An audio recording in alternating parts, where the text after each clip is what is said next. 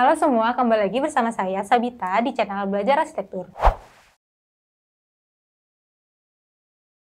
Oh iya, bagi kalian yang baru di channel ini, selamat datang. Seperti biasa, sebelum memasuki pembahasan, bagi kalian yang belum klik like, silahkan klik tombol like, dan bagi kalian yang belum subscribe, silahkan klik tombol subscribe sebagai bentuk dukungan untuk channel kami, dan jangan lupa untuk nyalakan lonceng notifikasinya agar nggak ketinggalan video-video terbaru dari kami. Nah, siapa nih di sini dari kalian yang suka banget masak? Nah, kali ini kita akan membahas seputar area dapur, yaitu kita akan membahas macam-macam layout dari dapur. Bagi kalian yang penasaran, simak terus ya video dari kami. Dapur sendiri merupakan area paling favorit nih bagi para ibu-ibu dan juga bagi teman-teman yang hobi banget sama masak. Sebenarnya layouting dapur itu ada berbagai macam ya. Tapi untuk menghadirkan dapur yang ideal tentunya kita harus memperhatikan berbagai macam hal ketika ingin mendesain dapur. Salah satunya yaitu layouting area dapur. Layout dapur sendiri sebenarnya ada berbagai macam. Itu juga tergantung dari luasan lahan, kemudian konsep dan juga desain dari sebuah rumah. Nah, kira-kira layout dapur mana nih yang cocok untuk rumah kalian? Yuk kita cek ke-6 dari layout tersebut.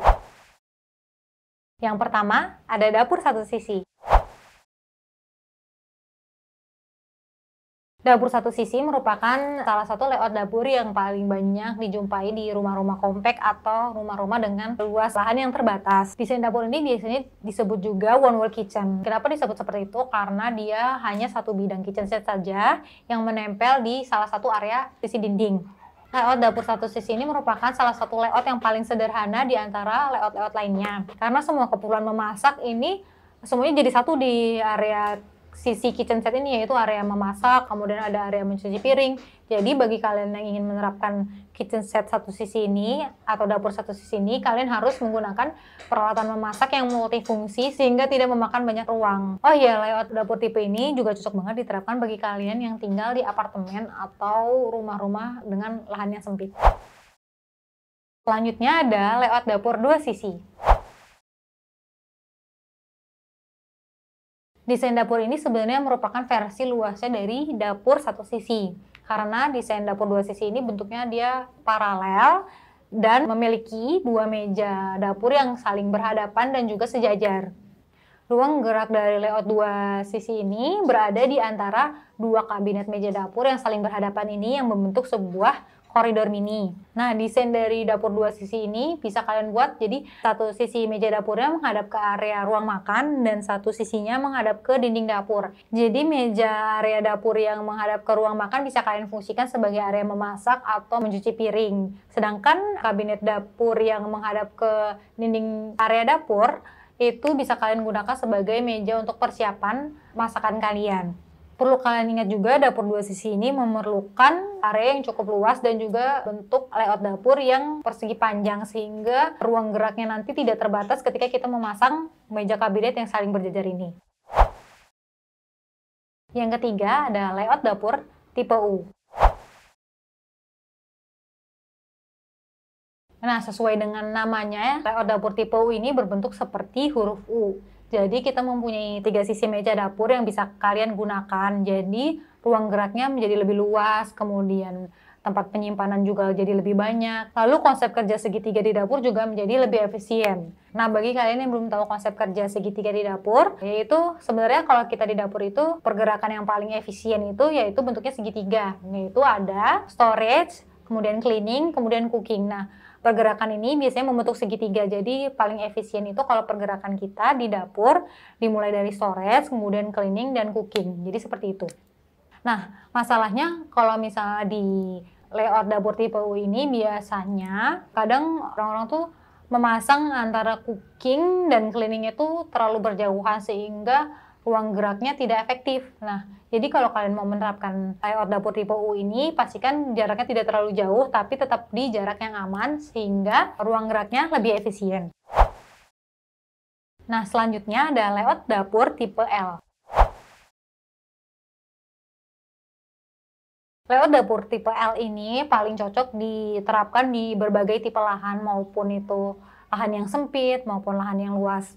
Sama seperti namanya yang juga mirip seperti tipe U, layout tipe L ini berbentuk seperti huruf L, yang artinya meja dapur kalian memiliki dua kabinet yang membentuk huruf L yang saling tegak lurus. Biasanya satu sisi kabinet merupakan area cooking dan satu sisinya merupakan area untuk mencuci piring.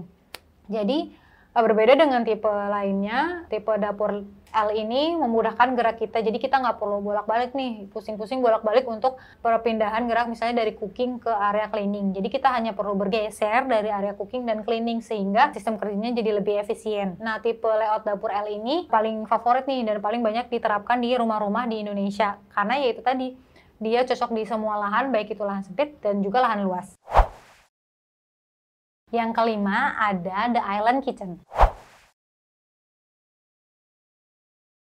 Tipe dapur dengan kitchen island ini merupakan tipe dapur yang membuat suasana dapur kalian menjadi pusat perhatian. Karena dengan adanya kitchen island ini, dapur kalian akan terlihat lebih elegan dan juga mewah. Kitchen island ini sebenarnya bisa diterapkan di berbagai macam layout tipe dapur lainnya. Jadi bisa digabungkan antara kitchen island dan layout yang lain. Namun perlu kalian ingat, layout dapur dengan kitchen island ini sangat memerlukan ruang yang luas karena adanya meja tambahan. Meja kitchen island ini biasanya sangat multifungsi ya, jadi bisa digunakan sebagai kabinet penyimpanan tambahan, kemudian bisa juga permukaannya bisa digunakan sebagai meja bar, kemudian bisa juga sebagai meja persiapan dan juga meja penataan makanan ataupun meja dekorasi. Selain itu juga sekarang ini banyak juga yang membuat kitchen island mereka sebagai tempat penyimpanan untuk bak cuci piring. Yang terakhir ada layout dapur tipe G. Nah, layout dapur tipe G ini merupakan penggabungan antara layout dapur tipe U dan juga sebuah kitchen island yang membentuk sebuah huruf G. Jadi layout dapur tipe ini dia memiliki 4 sisi meja dapur, kemudian disisakan beberapa sisi untuk area akses masuk ke arah dapur. Sebenarnya layout dapur tipe G ini memiliki banyak keuntungan, yaitu dia jadi memiliki area memasak yang cukup luas, kemudian area penyimpanan yang banyak. Namun kekurangannya layout dapur tipe G ini yaitu dia membuat dapur kesannya tuh menjadi lebih penuh dan juga sempit. Jadi kalau kalian ingin menerapkan layout dapur tipe G ini, kalian harus mempunyai ruangan yang cukup luas ya. Nah, itu tadi beberapa tipe layout dapur yang bisa menjadi inspirasi kalian. Atau kalau kalian udah menerapkannya, tipe dapur apa nih yang ada di rumah kalian sekarang?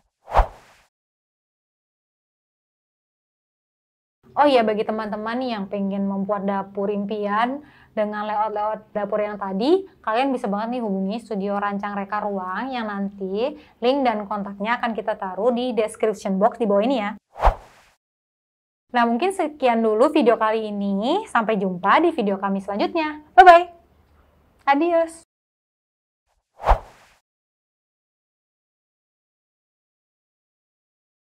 Adios kan bahasa Spanyol nggak sih? Bahasa Itali. Iya, bye-bye kan bahasa Inggris. Bye-bye, adios. Annyeonghaseyo. Kamsahamnida.